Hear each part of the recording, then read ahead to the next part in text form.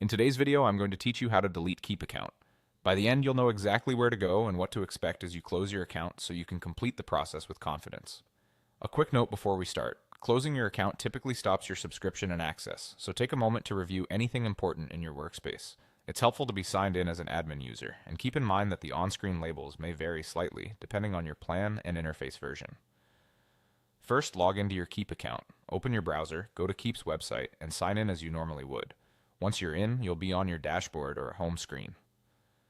Next, look to the top corner of the page for your profile icon. It's usually a small avatar or your initials. Click that icon to open the menu, then choose Settings. This takes you to the area where your account level controls live. If you don't see Settings right away, expand the menu or scroll. It's typically near Other User or Account Options.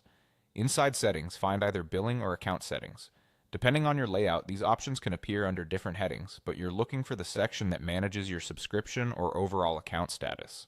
Billing is often the most direct path because that's where subscription controls usually reside. If you land on account settings first, that's fine. There's often a link there to billing or plan management. Once you're in billing or account settings, look for the option labeled Cancel Account or Close Account. The wording can vary, but both refer to ending your subscription and closing your account.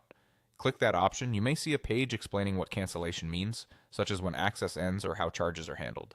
Read through any notes carefully so you understand the timing and impact. Finally, follow the prompts to confirm.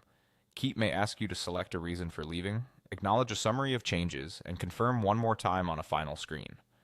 Complete each prompt as it appears. When you finish, you should see a confirmation message on screen, and in many cases, you'll receive an email confirming the closure or the scheduled end of your subscription. Keep that confirmation for your records. That's it. You've logged in, navigated to settings, opened billing or account settings, selected cancel or close account, and followed the prompts to confirm. Take a moment to ensure you've wrapped up anything you still need, and you're all set.